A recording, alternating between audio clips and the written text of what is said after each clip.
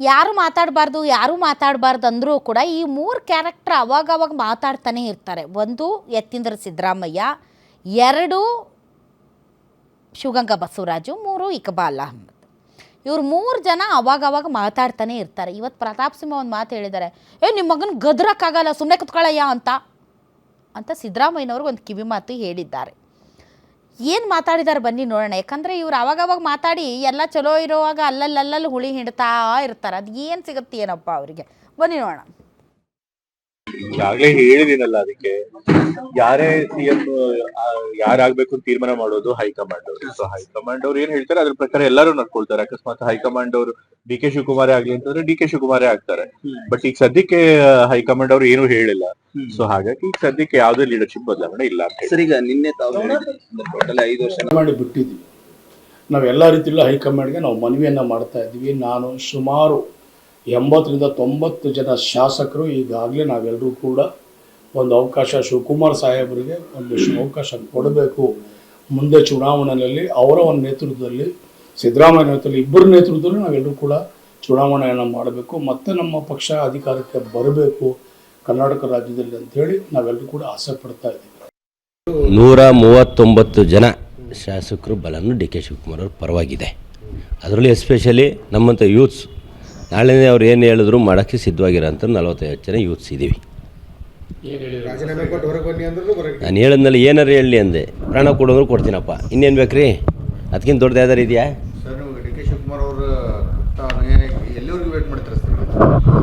High command ತೀರ್ಪು ಬರೋವರೆಗೂ weight ಮಾಡ್ತೀವಿ. ಹೈಕಮಾಂಡ್ ಮೇಲೆ ನಂಬಿಕೆ ಇದೆ. ನಾನು ಹೇಳೋದಿಷ್ಟೇ, ನಿಮಗೆ ಪದೇ ಬೇರೆ ಬೇರೆ ಡೈವರ್ಟ್ ಆಗೋದು ಬೇಡ. ಒಂದೇ ಅಜೆಂಡಾ. ಹೈಕಮಾಂಡ್ ಮಧ್ಯಪ್ರವೇಶ ಮಾಡಲಿ. ನಾವು ಯಾವುದೇ ರೀತಿ ಒಪ್ಪಂದ ಮಾಡಿಲ್ಲ. ನಾವು ತೀರ್ಮಾನ ತಗೊಳ್ಳೋವರೆಗೂ ಇವರೇ ಮುಖ್ಯಮಂತ್ರಿ 2.5 ವರ್ಷ ಅಂತ ಯಾವುದೇ ಒಪ್ಪಂದಗಳು ಆಗಿಲ್ಲ ಅನ್ನೋದನ್ನ ಒಂದು ಸ್ಟೇಟ್ಮೆಂಟ್ ಕೊಟ್ಬಿಟ್ರೆ ನಾನು ಮಾಧ್ಯಮಕ್ಕೆ ಇನ್ನು ಮುಂದೆ ಮುಖ್ಯಮಂತ್ರಿ ವಿಷಯ ಮಾತಾಡೋದು. ಸರ್ ಕರೆಕ್ಟ್ ಹೌದಲ್ವಾ ಸರ್? ಹೈಕಮಾಂಡ್ ಬಂದು ಹೇಳಲಿ, ಇಲ್ಲ ಆ ಥರದ್ದೇನು ಮಾತುಕತೆ ಆಗಿಲ್ಲ, ಒಪ್ಪಂದ ಆಗಿಲ್ಲ ಅಂತ ನಾವು ಮಾತಾಡಲ್ಲ. ಕರೆಕ್ಟಾಗಿದೆ. ಈ ಹೈಕಮಾಂಡ್ಗೆ ಏನು ಸರ್ ಮನಮರ್ಯಾದೆ ಇಲ್ಲ ಇವರಿಗೆ?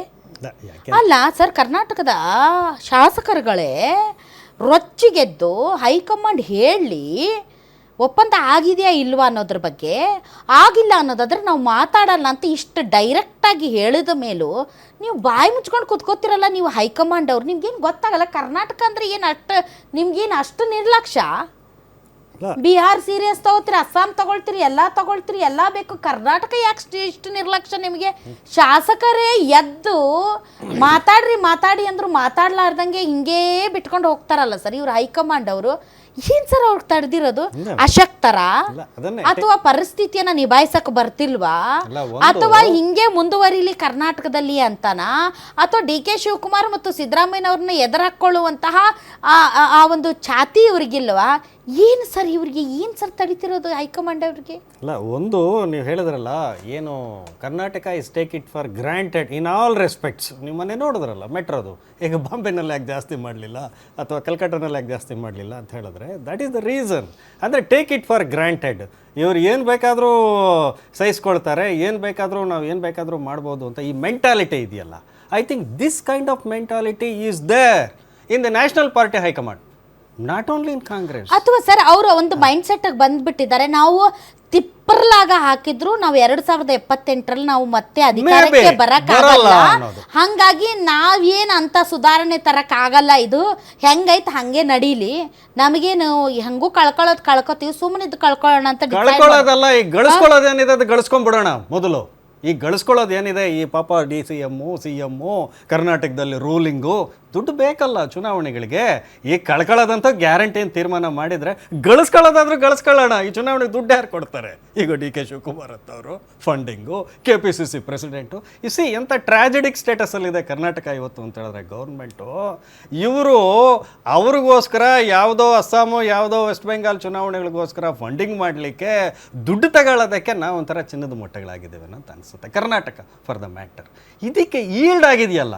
ಈಗ ಒಂದು ಆಪ್ಷನ್ ಇದೆ, ಅಫ್ಕೋರ್ಸ್ ಆಗಲೇ ಒಂದು ಸ್ಪಷ್ಟವಾಗಿ ಹೇಳಿದ್ರು ಒಬ್ಬರು ಶಾಸಕರು, ಹೈಕಮಾಂಡ್ ಹೇಳೋವರೆಗೂ ಕಾಯ್ತೇವೆ ಅದು ಬಹಳ ಅದು ಹೇಳದೇ ಅದಕ್ಕೆ ಬಾಯೇ ಇಲ್ಲ. ಹೈಕಮಾಂಡ್ ಹೈಕಮಾಂಡ್ಗೆ ರಾಜೇಂದ್ರ ಸರ್ ಬಾಯಿ ಇಲ್ಲ, ಇಲ್ಲ, ಕಿವಿ ಇಲ್ಲ, ಒಂದು ವೇಳೆ ಮೂಗಿರ್ಬೋದು, ಯಾಕಂದ್ರೆ ಉಸಿರಾಡಬೇಕಲ್ರಿ ಸರ್, ಒಂದು ವೇಳೆ ಮೂಗು ಬೇಕೇ ಬೇಕು ಉಸಿರಾಡಕ. ಒಂದು ವೇಳೆ ಇವತ್ತೇನಾದ್ರೂ ಹೈಕಮಾಂಡ್ಗೆ ಬಾಯಿ ಬಂದರೆ, ಆ ತೀರ್ಮಾನ ಆದರೆ ಮುಂದೆ ಏನಾಗುತ್ತೆ ಅಂತ ನಾವು ನೋಡ್ಬೇಕಾಗುತ್ತೆ. ಏನಾದ್ರೂ ಆಗ್ಲಿ ಸರ್, ಹೈಕಮಾಂಡ್ ಅಂದ್ರೆ ಅಷ್ಟು ನಿಭಾಯಿಸೋ ಶಕ್ತಿ ಇಲ್ಲ ಅಂದ್ರೆ ಹೈಕಮಾಂಡ್ ಅಂತಾರ, ಲೋ ಕಮಾಂಡ್ ಅಂತಾರ ಅದನ್ನ. ಅದೇ ಈಗ ಆ ಪರಿಸ್ಥಿತಿ ಹೈಕಮಾಂಡ್ ಅಂದ್ರೆ ಕಮ್ ವಾಟ್ ಮೇ, ಅದು ಯಾವುದೇ ಪರಿಸ್ಥಿತಿಯನ್ನ ನಿಭಾಯಿಸುವಂತ ಶಕ್ತಿ ಇರೋದಕ್ಕೆ ಹೈಕಮಾಂಡ್ ಅಂತಾರೆ. ಅವರ ಪಕ್ಷದಲ್ಲಿ 3 ವರ್ಷಗಳ ಹಿಂದೆ ಇದೇ ಒಂದು ಕೂಗೆದ್ದಾಗ ಅವರು ಸೈಲೆಂಟ್ ಆಗಿ ಏನು ಮಾಡಿದ್ರು, ಯಡಿಯೂರಪ್ಪನವರನ್ನು ಬದಲಾಯಿಸಿದ್ರು, ಬಸವರಾಜ ಬೊಮ್ಮಾಯಿನ ಮುಖ್ಯಮಂತ್ರಿ ಮಾಡಿದ್ರು. This is decided. ಹೀಗೆ ಒಂದು ಪಕ್ಷ ಅಂತ ಹೇಳಿದ ಮೇಲೆ ಯಡಿಯೂರಪ್ಪನವರನ್ನ ಬದಲಾಯಿಸೋದ್ರಿಂದ ಆಗಬಹುದಾದಂತಹ ದುಷ್ಪರಿಣಾಮಗಳ ಬಗ್ಗೆ ತಿಳಿದಿದ್ರೂ ಕೂಡ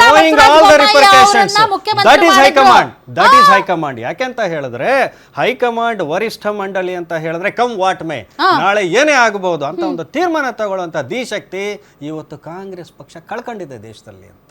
ಯಾಕೆಂತ ಹೇಳಿದ್ರೆ ಅವರಿಗೆ 1, 1.5, 2 ರಾಜ್ಯಗಳಲ್ಲಿ ರೂಲಿಂಗ್ ಅಲ್ಲಿ ಇರಬೇಕಾದ್ರೆ ಮುಂದಿನ ಚುನಾವಣೆಗಳಿಗೆ ಪಾಪ ಇವರನ್ನು ಗೋಳೈಕೊಂಡು ನೀವು ಫಂಡ್ ಕೊಡದೇ ಇದ್ರೆ ನಿಮ್ಗೆ ಹಿಂಗಾಗುತ್ತೆ ಅಂತ ಹೇಳಿ ಇದಕ್ಕೆ ಕಟ್ಟು ಬೀಳ್ತಾ ಇದಾರಲ್ಲ ಸರ್. ಈಗ ಕರ್ನಾಟಕ ಕಾಂಗ್ರೆಸ್ ಪಾರ್ಟಿಯ ವಶದಲ್ಲಿದೆ.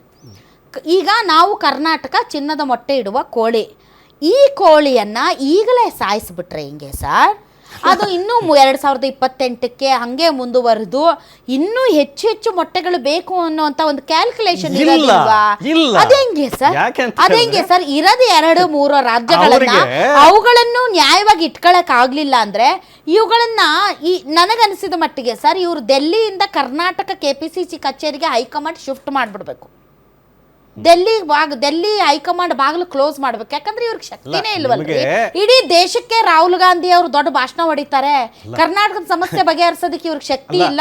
ಇನ್ನೆಂತ ದೊಡ್ಡ ಲೀಡ್ರ್ ಇವರು. ಕಾಂಗ್ರೆಸ್ ಪಕ್ಷಕ್ಕೆ ಆ ರೀತಿಯಾದಂತಹ ಒಂದು ಶಕ್ತಿ ಇದ್ದಿದ್ರೆ ಹೈಕಮಾಂಡ್ಗೆ ಮಹಾರಾಷ್ಟ್ರ ಕಳ್ಕೊಳ್ತಾ ಇದ್ರ ಇವರು, ಹಾಗೇನೆ ಅಲ್ಲಿ ಬಿಹಾರಲ್ಲಿ ಕಳ್ಕೊಳ್ತಾ ಇದ್ರ ಇವರು. ನೀವು ಹೇಳಿದ ನಿಜ, ಅವರಿಗೆ ಈ ಪರಿಕಲ್ಪನೆಗಳೇ ಇಲ್ಲ ಇವತ್ತಿಗೂ ಕೂಡ.